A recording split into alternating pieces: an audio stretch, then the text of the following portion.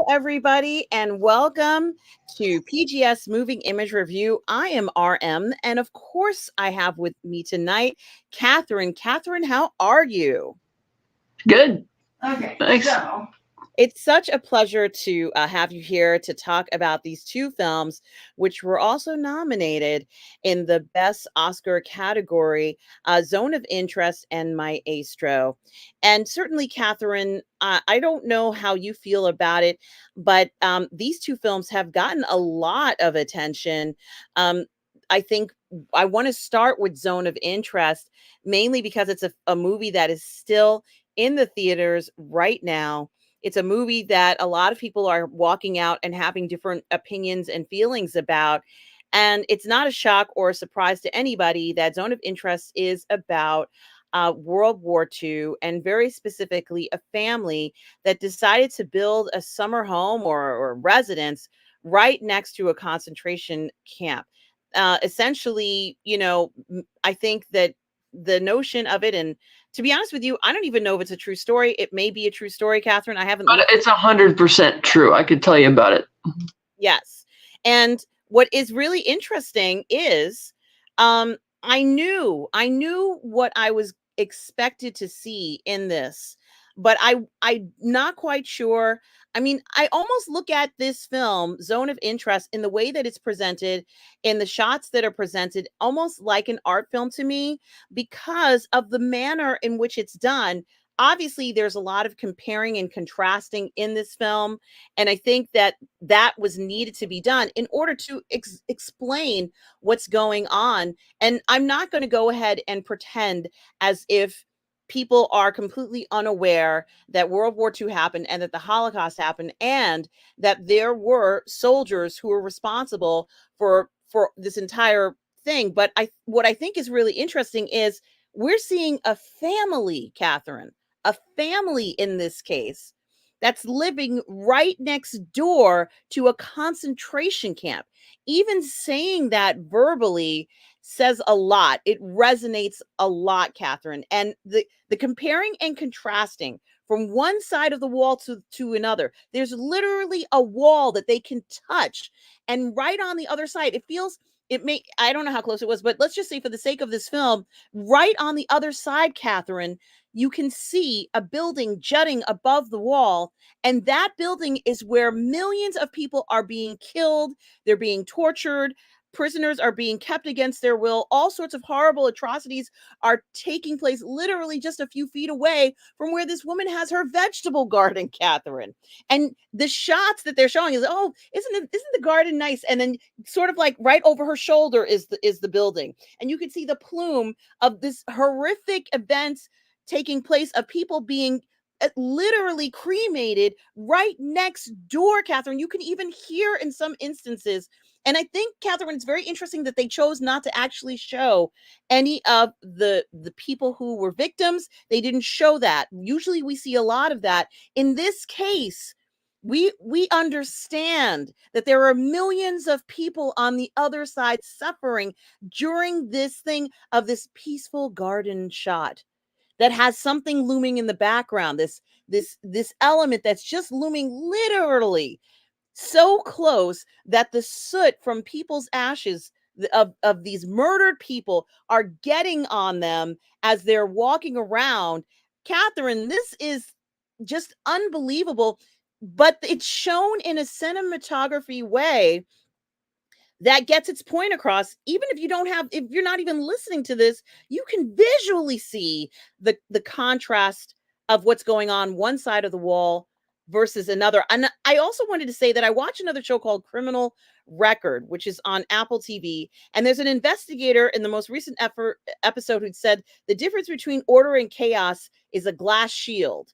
And I think that certainly we can see the difference between living and dying here is this wall that the family's kind of like ignoring. They want to see it's there. It's ever looming presence. You can't push away from the wall. Even scenes where the children are in a boat going down the river, we see evidence, this overwhelming evidence that the wall cannot block.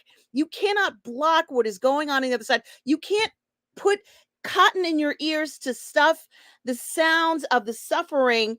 I mean, the imagery in itself is just stunning. And the discussions where the family's kind of just there and the screams, it's really peace on one side and horror on the other. You know, I think it is really interesting that they chose to let us hear this. Sound was so important in this film, but not the sounds that we would expect, and not in the way that it's presented that we were expecting. However, it gets its point across in a very profound way. Um, and I think that to take a film on like this is not an easy task. To go ahead and decide that you're going to go ahead and tackle this particular topic with dignity and doing it in an accurate way, Catherine, it really was alarming the way that we got to see the family's life develop in a day in, day out way, just like any other family, where they have to decide where they're going to live, and the notion of talking about having a promotion and not wanting to move or having to move, contrasted with people who are forced to move against their will, knowing, in some cases, or not even knowing, or fearful about what's going to happen to them and their loved ones. I think, the poster that's right here is sort of a blooming flower, and in the middle there's a darkness, this sadness, this evil that is ever present.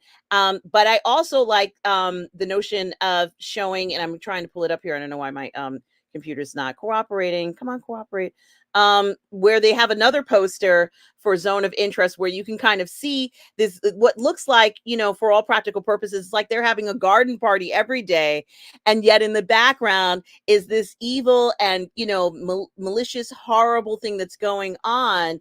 And I think that for all practical purposes, none of us were there, but let's say for all practical purposes, this is quite an imagery of an interpretation of what this must have been like to live next to a concentration camp, knowing very well what was going on next door, Catherine. I think that to take this on in this particular way was astounding. And, you can kind of see the family here in some of these pictures. That's not it. That's from the press ones. But I think it's astounding. I think that we get this imagery and this kind of pureness of the family, that they have this idyllic life, and right next door is the most horrific thing you can possibly imagine. Maybe you can't even imagine it. Catherine, what do you think about this film? I would like to hear some of your comments and concerns, and just thoughts about Zone of Interest right now in this moment. Was it a good film?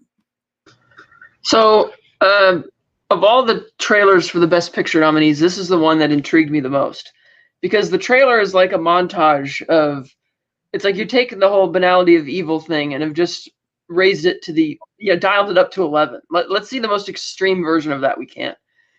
The movie is more or less a collection of loosely connected scenes of them just living their normal life like nothing's wrong. And in that way, it felt more like an art film. Now, I know that it was based on a novel that was published in 2011. The novel, for some reason, changes all the names of the real people. This family is, for the filmmaker decided that he was going to change the names back to who they really were. He looked through their photo albums.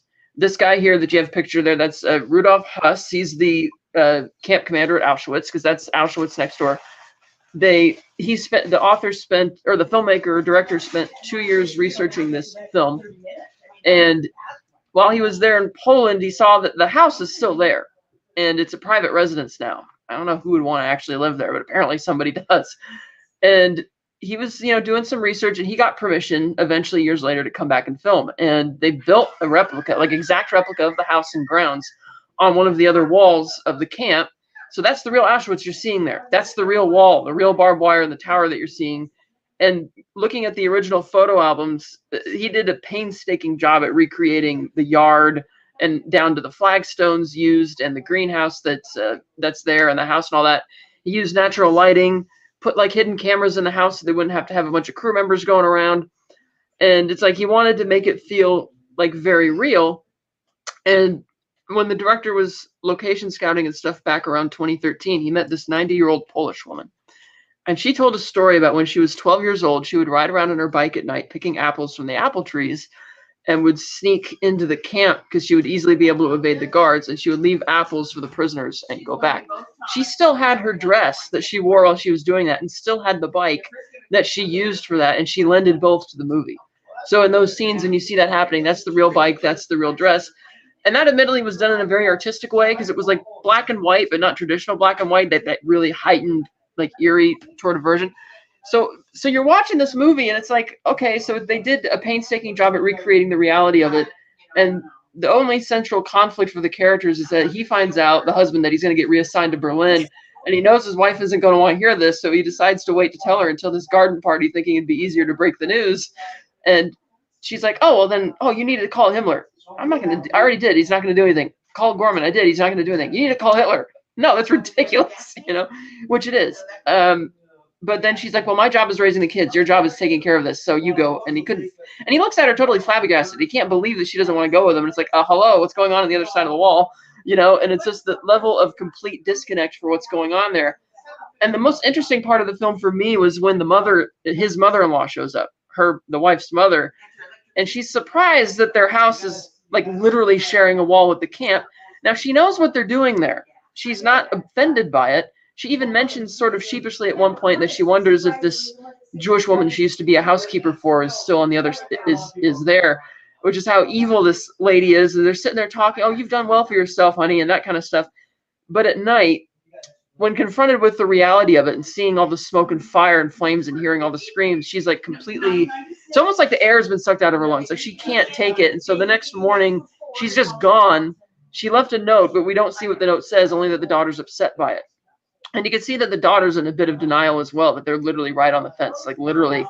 And so it's just kind of, you're watching all those scenes like, okay, they're evil. The mother had a bit of a problem where she couldn't face the reality of it. But I thought it was odd narratively when the film suddenly shifts to the husband going to Berlin, because it seemed to me like the wife was more or less the main character through much of the film.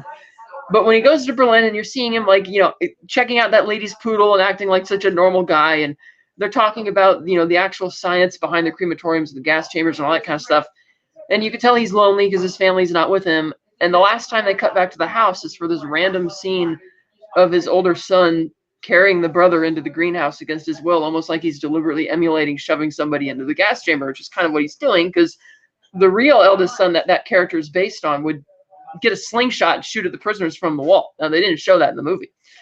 And so it's like, okay, that was an odd scene. And I particularly thought it was surprising when the film flashes forward to the modern day and you see the museum workers. And that's the first time you get to actually see inside the camp. And of course, the museum workers are not fazed by this anymore because they do this every day. And to me, I mean, it had this unintentional effect of, it's like almost their dusting and vacuuming and cleaning is almost as banal as what these people were doing next door. Obviously, it's a different thing. And that's actually the last shot of the movie right there when he's kind of standing in the hall and it's all dark. And I'm like, this is very much an art film because there's no real story here. It's just like you're watching these people. And yeah, it was a true story because, again, the house is still there. We've seen the photo albums. And for those who don't know, in one of the rare instances of poetic justice, when he was found guilty of war crimes, not only did they sentence him to death, but they decided to send him back to Auschwitz, and they hanged him in a gallows that they built next to the gas chamber, which he designed. And I thought, okay, that's nice right there. I don't know what happened to the wife. I was never able to find through my research what became of her, but one of the grandkids has been convicted 13 times of defrauding the Holocaust survivors, because apparently a rule or something was passed that any money that were to be gleaned from telling their story would go to victims. And he's been defrauding them, telling all these wild stories. And his Rudolph's eldest daughter, who's started young in the movie, is chastised this grandson, her nephew, for doing this. Like, oh, he's just a drunk and a deadbeat. He's just trying to get money, blah blah blah. But then she says, oh well, the Nazis got a bad rap. I'm like, are you kidding me? It's like and she's still alive today, by the way. And so it's like the level of evil and just total disconnect from what they're doing is just, it's something to see. But at the same time, watching the movie, it's like, again, it's like an art house film because there's not much of a story. You're just kind of watching a bunch of scenes of how many different ways can we play up the banality of evil trope and get the audience to still sit there and watch it. Which is why at the end of the movie, I mean, the soundtrack was brilliant. They composed the soundtrack over a course of a year before they started filming, and it was really great sound. But as a movie, like, I've seen plenty of other Holocaust films where there's still like a story there, and this definitely a unique approach, but it just felt like a feature-length version of the trailer at the end of the day. It didn't, like, that trailer, yes, it's very shocking when you watch it, but to stretch it into that length of time, it just kind of lost a little bit of its luster. So I ended up giving it 3 out of 5. Yeah, and I agree with you, Catherine. This definitely has an art film feel to it. So much thought was taken into showing certain backgrounds. They're at the dinner table, there's Auschwitz, they're in the garden, there's Auschwitz. They're on the river, you can see, plumes of smoke coming from Auschwitz. So a lot of it was made in a certain manner in order to demonstrate that the picture you're seeing is not as bright and cheerful and happy as it's being depicted, this family life. It's almost like they didn't really have a full family life because they knew the way that they were living was wrong. And also, no, I don't think they knew the way they were living was wrong. They were all in. They had no concerns whatsoever. None at all. They're just, that's how evil these people. I mean, the look he gives his wife when she suggests that they should just, oh, you go to Berlin and we'll stay here.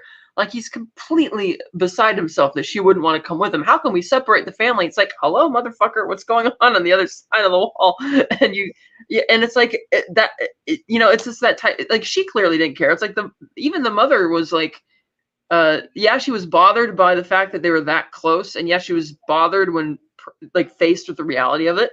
But nobody else in the house had that problem. Not even the kids who are hearing all the screams and the gunfire right over the fence. I mean, there's got to be something wrong with you at that point, even for a child to be hearing these screams and gunfire, all this stuff all the time, and to not be bothered like it's just a normal thing. And the fact that the kids, again, even to this day, say, oh, we Nazis got a bad rap, it shows how delusional they really are. So I disagree. I don't think they have any inkling that they're doing anything wrong. Like, the role that Sandra Huller plays is great because she's just trying to preserve this like idyllic life, and it's like anytime somebody gives a hint that there's something not normal going on, she's in total denial about it. Even when the other Polish girls come in who are the housekeepers and they don't want to talk and they don't want to say anything, and she doesn't interact with them at all, and she just kind of ignores just the overt weirdness of these housekeepers coming in like utterly petrified, trying to clean up or do whatever. Like, these people are like evil incarnate. That's just, oh god, it was horrible. Well, that is very interesting. And Sandra Huller is having quite a year, as I mentioned to you before. She's also the star in Anatomy of a Fall, which has also been nominated for Best Picture Oscar. And I don't know how often that happens, Catherine, because Anatomy of a Fall, as we mentioned earlier, won the Palme d'Or. And this film won, I don't know whether it's the second runner-up, but it did win the Grand Prix at Cannes as well. So for her to be in two films, starring in two separate films, two very different films, and to be that are both nominated for an Academy Award is quite astounding and quite an accomplishment for her. Yeah, I don't know how often that's happened where you have arguably the lead actor in two separate movies, both being nominated the same year for Best Picture. That's got to be rare. I don't know if that's ever happened before. Yeah, and the roles couldn't be any more different in each case, as far as I'm concerned. Two different time periods. She's I just really think that she has proven herself, whether she wins or not. She has proven herself that this woman is a fantastic actress and can be quite versatile when it comes to the roles that she's playing as well. And the other thing I was going to say is, although we can't see a lot of the other people who are starring in the role, it did look it felt as if now, in addition to it looking like an art film, it did feel like you were going back in time to that time period. And they did a good job of showing us that era. It felt quite authentic. It did not feel like it was a different time period.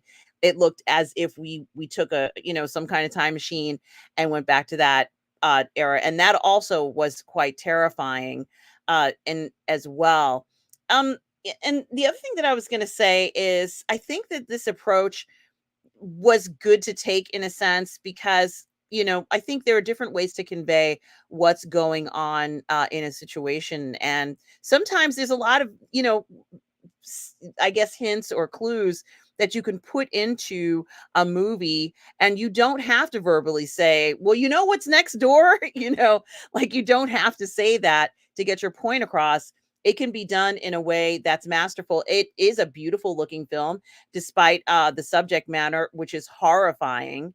It's a beautiful looking film. I think they did a great job in regards to costuming and everything of that nature. And we do see a lot of the machinations of how this entire thing was pushed, and just absolutely terrified so many millions of people. We got to see a lot of the workings, in a sense, with this family and this father and his role in that. And that scene where you talked about, where he gets the promotion um, to do different operations. We know that he was involved in moving millions of people to the camp, and the realization of hearing it, kind of like, I would say, at the dinner table, maybe not at the dinner table, but at the dinner table for a family, or in a boardroom, or we know these conversations took place. We know that stuff happened and occurred, and it isn't always easy to give that an approach or a way, or explaining it in a different manner. I think a lot of people will look at this film, and a lot of those images will be like burned on their mind. They're not going to be able to forget it. You cannot forget these images, Catherine, because they were done, beautifully done. But boy, what a symbol.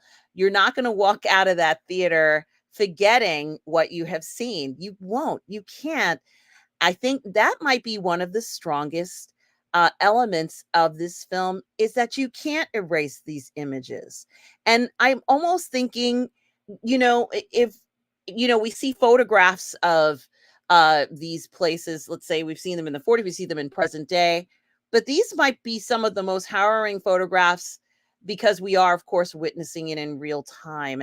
And they're very careful to um have respect towards that reality of having to recreate these experiences of individuals who have passed. I think that difficulty, certainly they've met that challenge. It didn't feel artificial. It felt very real. That felt very real, that something horrible was going on the other side of the wall, Catherine. And I have to give them credit for doing that in a way that came across realistic and was respectful as well.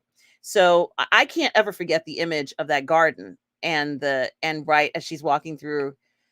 I can't forget that. That's always going to be in here, and I'm always going to remember that. But I also think that it is mastery to be able to create that. As you said, Catherine, they put so much time, effort, and care into making this look unbelievable. So it is true that perhaps the storyline is not up to par. But will they win for anything? Because I don't think it's going to win Picture of the Year, Catherine. I'm convinced Oppenheimer is going to get that. But will it? What do you think? What kind of award could a film like this get? Cinematography? What? The cinematography, well, sound design especially. Cinematography, if it's I didn't check to see what else it was nominated for, but production design would be another one. If you compare it to the original photographs, it's spot on, and that those would be the ones there. Yeah, and I mentioned before, now that I've seen both roles, I would say Sandra, from acting perspective, was definitely better in Anatomy of a Fall. But so here are, the sound design, the cinematography, and the just the production design was really good. But it just, the whole banality of evil thing from a narrative standpoint, I felt that shock value kind of wore off after 20 minutes, because you're seeing the same kind of stuff, and then it just kind of just keeps having other versions of the same kind of thing that just goes on for like another hour and 20 minutes or so until you shift to Berlin, where it has a little more of that. And then the last conversation he has with his wife is when he's calling her, expressing how excited he is that they went along with his blueprint plan for the new gas chamber or whatever. And so it's like, okay, this guy's out there. But I also wasn't sure artistically what to make of the final shot, because we know he's lonely there in Berlin. We know he's happy that his work has been respected and acknowledged, because he was excited enough to call his wife about it. But after they flash forward to show the museum workers at the camp, they deliberately flash back to him, and he's come down the stairwell in that same administrative building, And it's almost like he feels alone. Like it seems after hours. There's not very many lights on. There's nobody around. There's no more sound. And he's sort of looking around, and it's like, I'm not sure exactly what they want us to think at this moment. I know that he wrote 2 letters 5 days before his execution. He wrote 2 letters. One was written to his son, and the other to his wife. And he basically told them about the dangers of don't take everything, like don't drink the Kool-Aid. Like what we taught was wrong. It was horrible. We should have asked questions. We shouldn't have just gone along with this, that kind of stuff. And it's not like he was just writing that as to get past Allied censors, so that way the rest of the letter, like that's literally all the letters each had to say. And so it's like, okay, that's kind of interesting. It reminded me of another incident in the Pacific where there was an incident of torturing and killing and cannibalizing some American POWs, and like not even the most superior officer was in charge on the island of doing this, but because he had the most boisterous personality and was a drunk, they just kind of went along with it because he was, the one beating the drum, so to speak. And yet at the war crimes trial, he was the only one who expressed any genuine remorse by it. And he said, well, no, it was the imperial system, the whole imperial Japanese system. Like, we're not monsters. That's not who we were before the war. It's like the war and stuff does this to us. And it seemed almost like reading Rudolph's letters when I read that was similar, because it's like, well, this guy's going to be executed. He has no incentive to say anything that the Allies want him to say, but he's telling him don't drink the Kool-Aid, and it's kind of pressuring that anyway, which is kind of weird. But at the same time, this goes beyond just drinking the Kool-Aid, because we see like the shot where he's standing, I guess on an outpost, and you hear all the trains arriving and all the thing, and he's just sitting there watching like it's nothing. And I'm like, this goes well beyond the Nuremberg excuse of, oh, I was just following orders. It's like, this is clearly something else, right? It's like, it's not just that you were like brainwashed. Like, this is clearly on another plane of evil that we haven't seen. But I just noted that parallel when I remember reading those letters. Granted, they don't feature the letters in the movie. They don't feature the executions. They just want you to watch and see. And the reason they call it the zone of interest is that's what the Nazis would refer to as the various camp locations, zones of interest, because they were so secretive about it, because they didn't want the Allies finding out. Because there were even Allied reconnaissance missions as early as 1941, I think, which photographed Auschwitz, and they could tell it was like a prison camp or something, or a barracks, but they couldn't tell. It's like, well, it doesn't look like it would be a prison camp for soldiers because it's way too out of the way, but it's also huge. Are those barracks for soldiers? Like, they couldn't really tell what it was until later on in the war, because they wouldn't even have thought that would be how evil that it would, get to. And that's why Nazis would refer to things like zone of interest. They were trying to keep things on the down low, because they were, as evil as they were still aware of how revelations about what they were doing could piss other people off and exacerbate their problems, which eventually, of course, it did, which was good, because then they got wiped out. Yeah, and for all practical purposes, Catherine, for an individual who's going to see this film, the average person who's going to see this has not done as much research, let's say, as you and I have done. Actually, I haven't done any research in regards to this particular film, but even as much as you have done for the film, I think that it is wonderful that it was made, and that it does certainly give us a perspective that, and this may not be entirely correct, but they were trying to give you the perspective from the family. And so if you were in that garden with them, which a lot of the perspectives were, or if you were that man, this is what you saw.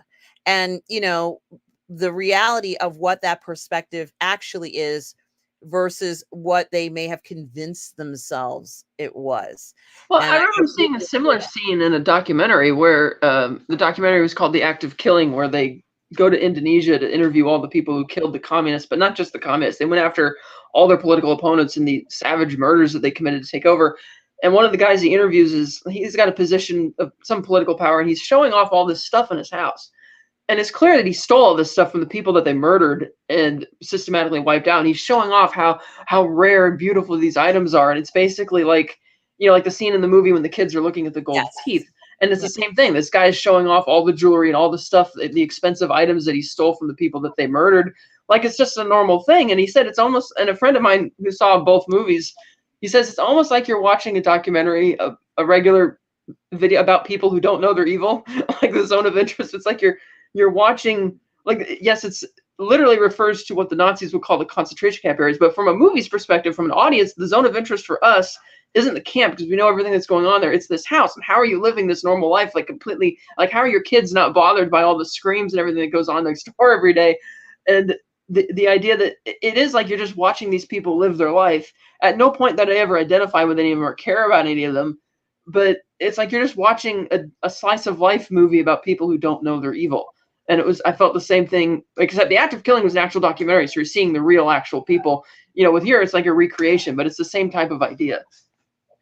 It certainly is, Catherine. And I think, if anything, it is worth a watch. I think people who are interested in films and making films like this certainly should watch it, and we'll learn quite a few things about certainly having a what I would call a nice aesthetic when you're trying to show different elements that are contrasting. Literally, the perspectives were perfect and spot on and well thought. And my favorite one was the dinner table scene where if you look out the window straight ahead, Catherine, you could see at one of the buildings of Auschwitz. I loved that one right there, amongst many others. But that one, I certainly thought the angle was placed in a particular manner for you to see that it was always looming, no matter what angle, or at least the perception they were trying to give in the film, no matter what angle they were at, it was literally right there. So I think that they did a good job with that. And it's not going to win Best Picture. I don't believe it will.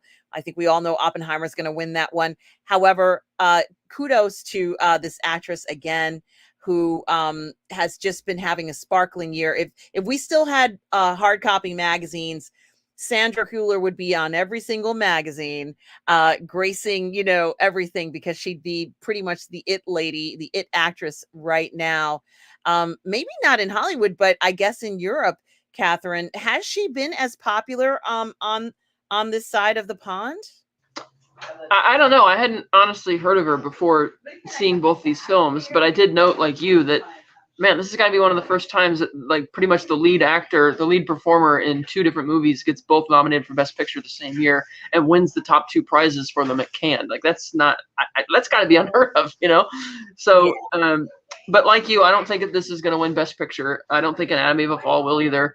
I didn't check to see what else was. I know the director was nominated. I don't think he'll win it either, because again, it's an interesting art film, but it's more like conceptually. It's like you have to know everything that's going, because if you're just watching it, it's like, okay, I'm watching it, but it's like one shock value type scene after another. And for me personally, it's like I kind of wore out the shock kind of wore out after a while, because I kind of get it, because to me there's always a banality of evil that goes along with these types of films.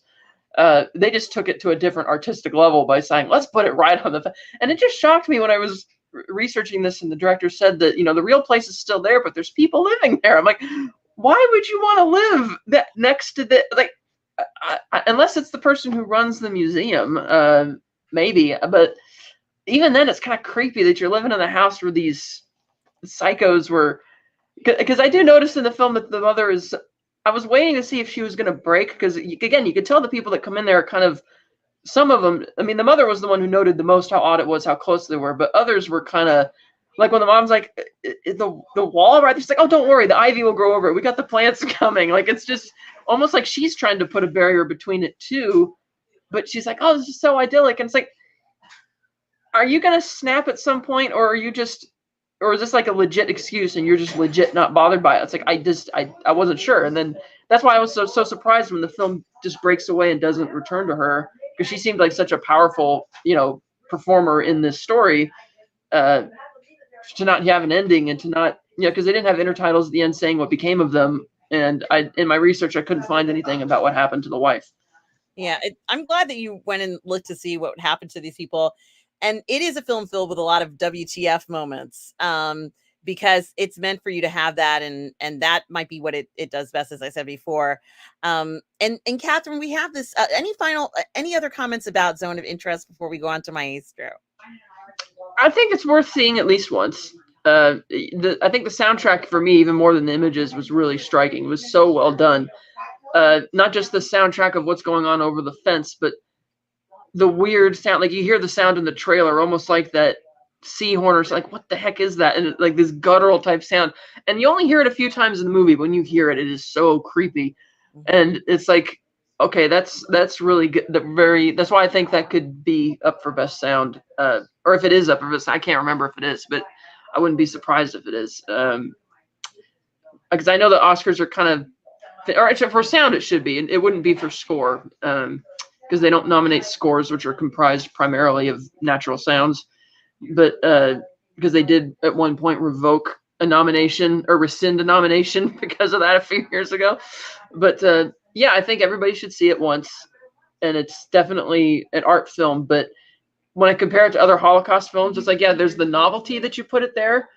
But for me, it's like I don't feel I need to watch the whole hour, 40 minutes of it again. It's like, okay, I kind of get it. So yeah, and I think, you know, they did have to be very careful. I think when you talk about the number of times that it's placed or the number of times that you see certain things, there's a reason why in certain films where they might only show the entrance once, you know, and they may not show the entrance 3 or 4 times in the film for whatever reason. However, this really was certainly an achievement by this production team. It really did come together remarkably well. So I have to give them that. And Catherine, let's talk about Maestro. Um, I have to admit that I have great expectations for this particular film. Of course, this is one of the greatest composers, American composers that I know of, and many people know of, Leonard Bernstein.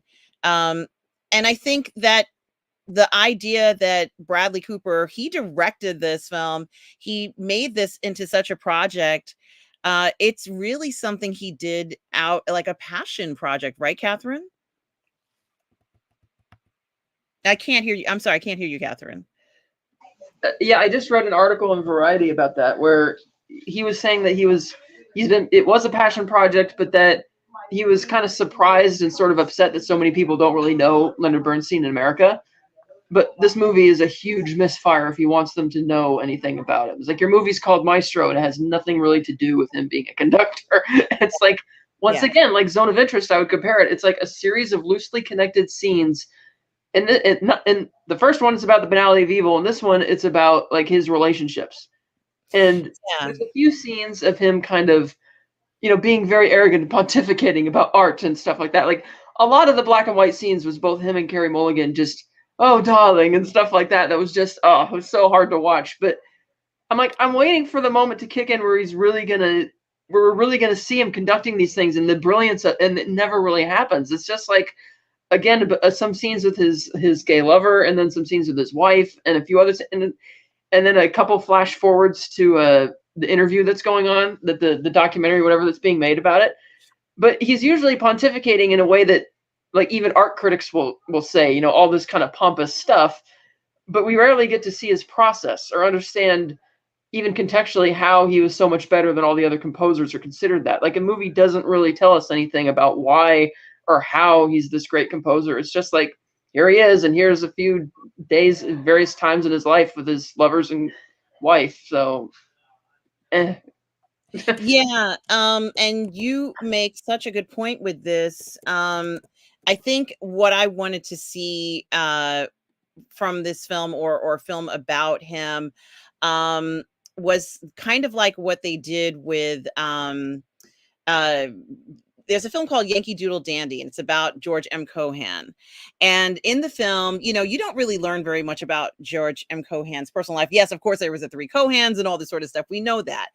But more importantly, we learn the process of how he became sort of, for his time, such a great American songwriter, and even important during World War One and maybe even World War Two, with songs like Over There. And, I certainly was expecting to hear New York, New York, a wonderful town. Like, we did hear a glimpse of it, and I was quite shocked. I knew we were not going to have a normal film, Catherine, a normal biopic, was when it started in the beginning, where you heard somebody was out sick. He runs out or is playing bongos on his lover's ass. That's how I knew that this film was not going to be what I was expecting, because they wanted us to see that scene. They wanted us to see him, tapping some guy's ass. And I understand from a directorial point of view, that's what he was going for. But sadly, Catherine, anybody who watches this isn't going to know,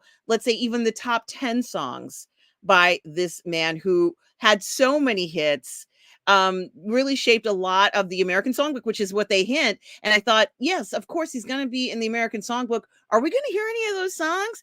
Are we going to see any of these musicals? Are we going to see any of the, thing? And like, wow, Mr. Bernstein, that was a great hit. We don't know if you can come back. And he's like, yes, I can come back. I can do it again. And then you get to see like the billboards where it has this musical and that musical and that musical. No, we didn't see any of that. Yeah, We saw what was a relationship and his relationships, as you said. Yeah, nothing about how he composed any of the famous works. No list of any of those famous works. It's just we're watching this. It's like, okay, the makeup job for when he's older is really great. Like that's really spot on. But but other than that, I mean, Carey Mulligan just runs laps around him in terms of performance. She's so good in this movie.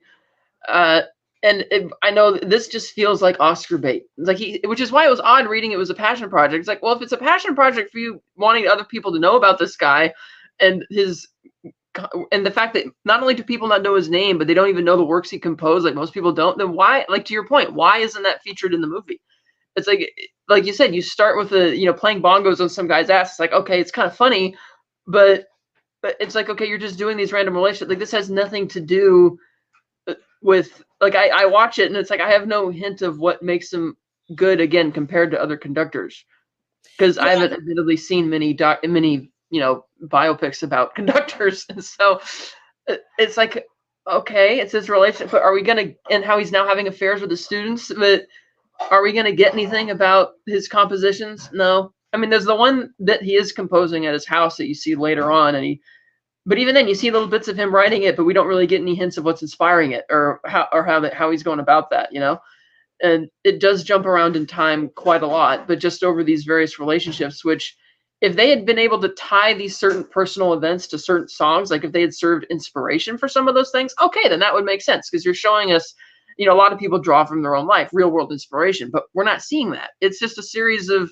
again, loosely connected scenes about various relationships in his life. And because the movie's called Maestro and they're telling you, oh, this must be important because this guy must be important because they're making a movie about him. Well, that's a fourth wall breaking thing. There's nothing in the body of the movie itself to tell us that this guy is the amazing conductor. It's like at one time they mentioned that, oh, you're being ranked among the greatest American conductors of all time. But if you're not going to show us that or really demonstrate that, and there's not much of a story here, then what exactly are we doing, and how is this conducive to educating younger generations as to who this man was and the works that he composed and how brilliant it is? Yeah, and here's Sarah Silverman, who was also in the film, and I thought she was great. And this entire group of obviously he comes from a Jewish family, and they do talk about him being Jewish and trying to be accepted, and how difficult it is for him to get on the stage and things of that nature. Which really is, I guess, a 5-minute conversation, but it felt like it dominated a good portion of the film unnecessarily, and focused away also, Catherine, from his ability to be lauded. Apparently, he was quite lauded in his time, but you don't necessarily get that in feeling from it in the film. It's not till the very end where they're like, "Oh, he's so great, he's so wonderful." I didn't really get that. I didn't feel as if they even made a point of saying how impactful he is in America even. On the Town was a big musical hit. I think it is really interesting. You and I watch Turner Classics, or so many of the films from that era, and I see a lot of his work that's been made into film and a lot of his influence. But beyond that, no one ever really does talk about this, him. And I think this would have been such a great opportunity to hear more things, more work, more of his process, as you said, Catherine. But, we're kind of more learning a little bit about his circle rather than him. If you wanted to know what it was like to be around, who was around him and what was going on, that's what you'll find out. If you want to find out more about him, this is not necessarily the film for that. So I think in regards to recreating that time period, my mother watched it with me, and of course, my mother is in her 80s, and of course, this time period is recreated perfectly, and she immediately is like, "Oh, I'm like, "It's Maestro, it's about Linda Bernstein." She's like, "Oh," like she really loved the notion of it, and it was almost like you were going to a cocktail party during this time period in the 40s, the 50s, the 60s, and the 70s, and you got to kind of see all these different cocktail parties that were going on, and well, what's going on in his life now? Oh, well, this person, he's no longer dating this person. It was kind of, that style of a film, and really just a disappointment in the sense of learning anything about the fact that he was even a composer. I think a lot of the focus was not on his brilliance. Even we don't even know, after seeing this, that he was brilliant, Catherine. We don't know.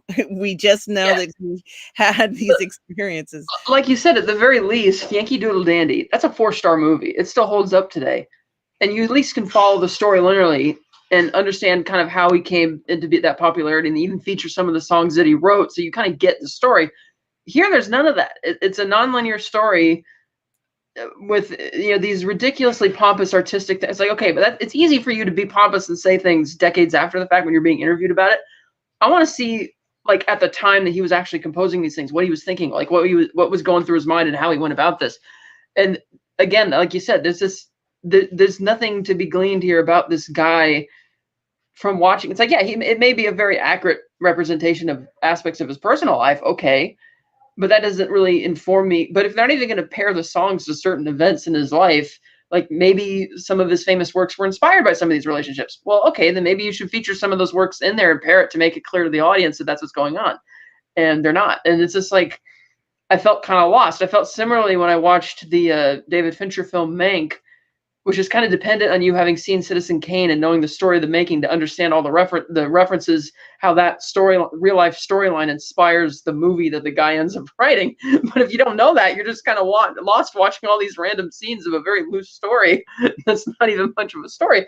And that's kind of the same thing with this. It's like, it requires you to already know pretty much everything about him, and it's just so strange that if Bradley Cooper's goal was to educate people about him and everything he did, then I mean, it'd be one thing if you want to just tell about his personal life and he were already well known, then okay, then this would be a fine movie for that. But if you're going to title it Maestro, then clearly it's not meant to just simply be about his personal life. You're trying to showcase the brilliance of this man and his work, and it's not coming across at all in the movie. And thus, at the end of the day, it just kind of feels like Oscar bait. I mean, I know it's not, because he says it's a passion project, unless he's just saying that. I mean, I don't know. It just, again, I saw it. I gave it 2.5 out of 5 because I thought the cinematography was great. Carey Mulligan is brilliant, but as a movie and even as a story and it doesn't even fulfill its mission statement of telling us about that. So, and I was just kind of bored watching it. So towards the end, when it starts being more linear with her and the final days of his wife's life, that was really good. But other than that, I just felt that it was a big misfire. Yeah, and I'm almost wondering, although I'm sure this is not the case, but one could say it's almost even a parody. Like he's this great maestro, but he can't even get his personal life together.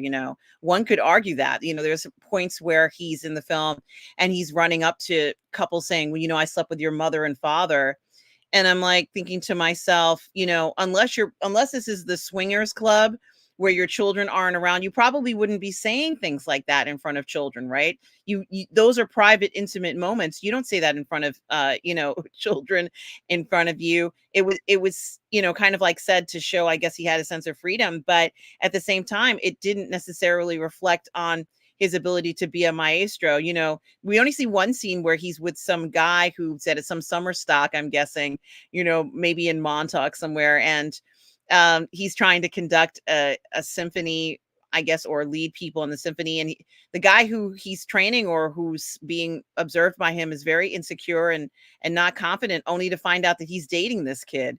It doesn't quite fit into, sort of behavior that I would kind of see as anything to really be necessarily that proud of. It's like he's chasing after Oppenheimer, David Oppenheimer, in a scene where, he's shaking uncontrollably. And I'm like, how's this a celebration of his relationships? Like, is slapping somebody on the ass a celebration of your relationship?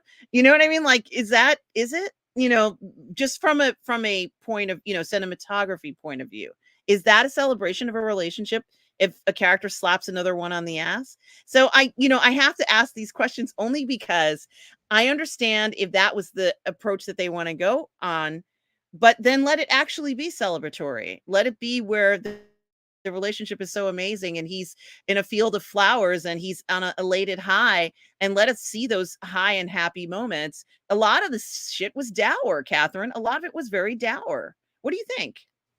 Yeah, it was. And if that's how his personal life was, okay, so be it. But you still have to connect that to why this guy is such a, this brilliant maestro. And again, it's not. And I admittedly didn't really know anything about his personal life. So I'm juggling it. It's like, okay, I'm trying to figure out, for some reason, this segment's in black and white, this segment's in color. I was trying to figure out what the logic was there.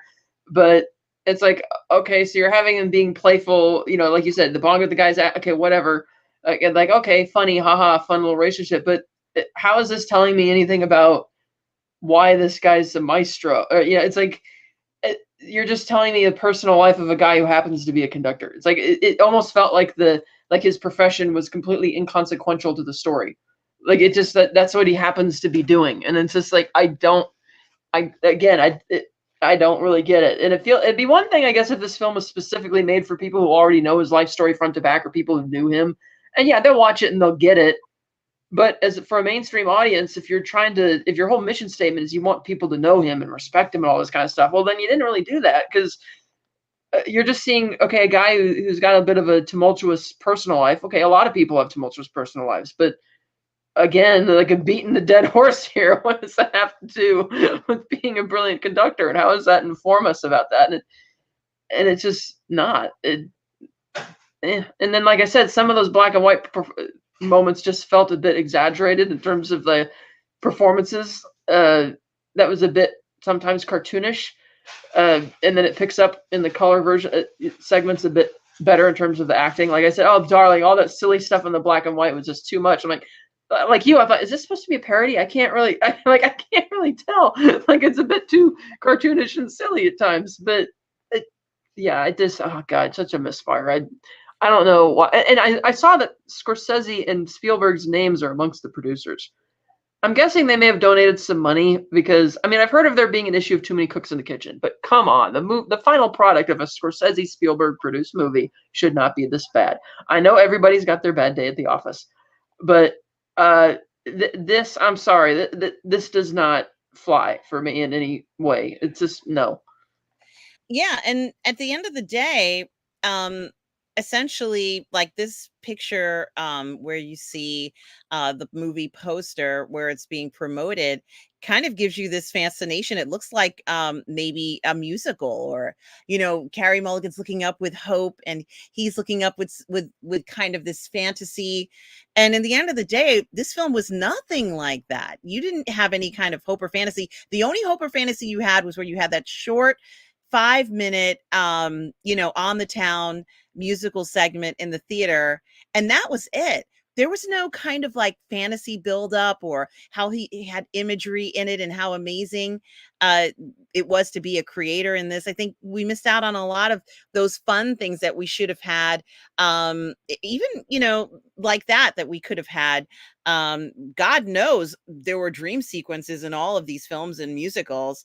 It's hard to believe that out of a man who created amazing music and had such amazing dream sequences, that this is what they wanted to show for him, and not even in a good way. Why not? If you're gonna champion his homosexual life, why not champion it and make it look fantastic? Why not champion it and make it show what an impact he had on all the men he cared about? How about that? And make it a happy, more kind of celebratory version, in opposed to, like, his wife being angry with him, in the end, and this ambiguity about whether she knows or doesn't know. Like, that's not fun to watch that's not entertaining to watch. That's tabloid TV. That's tabloid television. Right, but if that did actually happen, then that's one thing. But you do need all the other stuff that's not, because the fact that it's non-linear, it's like, okay, we see stuff earlier in his career before he became big and famous, And then we see stuff when he's already famous, and then the stuff afterwards later on when he's like on this pedestal, if you will.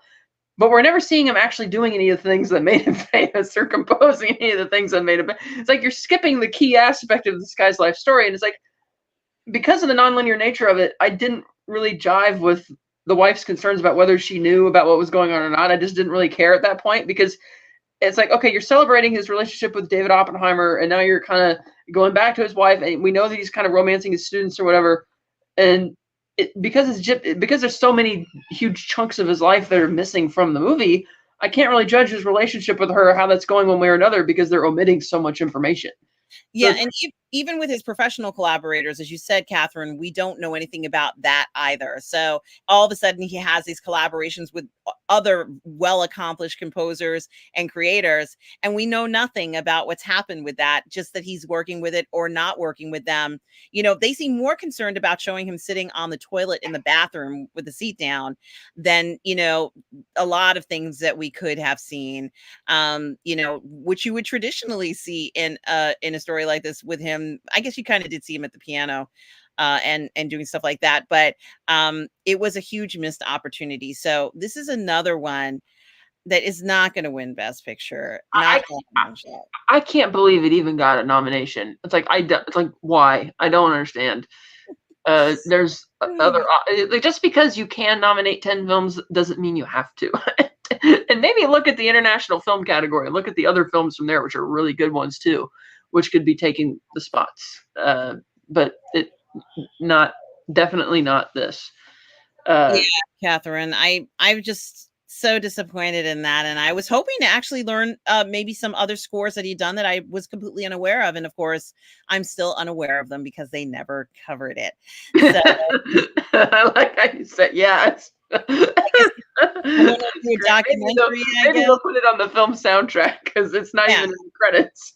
Yeah, I mean, you know, they didn't even tell us the names of the music while we were watching the damn film, Catherine. They didn't even put it on the, you know what I mean? Like sometimes they'll put it in there. We don't even know what we've heard. I think it was definitely a miscalculation on that part. But Catherine, I think you and I have covered every film that has been nominated for a Best Picture Oscar, and it's been quite an experience seeing everything. I still say, and I'm sure you agree, that Oppenheimer is the slam dunk on this one. I think Nolan Ryan's going to walk out of there with so many Oscars. He's not going to know what to do with himself. Not Nolan Ryan, that's the pitcher. Christopher Nolan, the director. I'm sorry, Christopher Nolan part. That's Nolan Ryan. I'm thinking of baseball. Yeah. Yes, Christopher Nolan. Sorry, guys. Thank you, Catherine. I think he's going to walk out of there. He's not going to know. Well, he's going to know what to do with himself. But what a feather in his cap to have such an influential film and year, and it's still going, Catherine. It's still being shown in theaters throughout the United States. And I think the demand for that DVD 4K is still on. Catherine, this really is a film that I think changed a lot of things, has had such a global impact on cinema, Catherine. I think that in itself is a second accomplishment for Oppenheimer. Oh yeah, between theatrical box office and all the physical media selling out as quickly as it did, as well as the digital media, it's already over $1 billion. You know, it broke it in that range. It didn't do it theatrically, but you know, it made $1 billion. And then it just, again, Hollywood should be paying attention. You have a movie that's just a bunch of people talking. You can even do one that's not a period piece, which would save more money, and do it with equally talented actors who aren't going to cost you as much either. And you can still have a great movie. You know, and there's numerous things you could pick up. It doesn't even have to be a true story. You can write a fictional story and tell it in the same way. Like, there's no law that says that just because Christopher Nolan tells stories non-linearly in that way, that nobody else is allowed to do it. It's like other people can do it. I would love to see other types of stories told in that type of dramas told in that type of style. I would think really change it up and break up the monotony of so many other films. But I do know that the one thing Nolan did say is that he wants to do something lighthearted after much lighter than for what he's been doing for his last 3 films. Yeah, I think he certainly has put all his heart and soul into the film, and it shows. And we saw such stellar performances, not just from Cillian Murphy, but also from Robert Downey Jr., who we expect will likely be recognized as the rest of the cast, seeing so many outstanding performances as well. It's just been so much fun. And I want to thank Lugnut6, who says a huge hug to the awesomely lovely RM. Thank you so much, Lugnuts, and the charming and awesome as well, Catherine. Thank you, Luck. Lugnuts, you are amazing. We love to hear such kind words. I want to thank everybody who was here. Slarf reminds me of Guar for some reason, and Daniel Berry Sports highlights, as well as Grubby Don't Play. Thank you so much, guys, for being here. Catherine and I will be back for more movie reviews and so much more this upcoming year. But Catherine, I want to thank you so much for being here to review these two films. Catherine, where can people find you? You can find me at Sly Snide at Letterboxd, YouTube, Instagram, Twitter. And you can also find me on the Phantasmagorium Show YouTube channel. We got all sorts of movie reviews there for the Batman movies, the James Bond films, the Spider-Man movies, the Tarantino Rodriguez films, and we're currently reviewing the Fargo TV series. That's been a lot of fun, and that's Thursday nights at 7. And then you can also find me on the Virtual Cantina Network YouTube channel every second and fourth Sunday of the month at 8 a.m. Pacific, streaming The Unifying Force, which is a Star Wars talk show where we relate Star Wars to real world philosophy and have a lot of fun there. Absolutely. Thank you, Catherine. And guys, you can always find me on Positive Fandom, where I do all the parlay in the fandom, as well as the Burnettwork and my new channel, Roman Empire Matters. I want to thank everybody for being here. And guys, remember, no matter where you are in the galaxy, always remember to please be kind. Take care, everybody.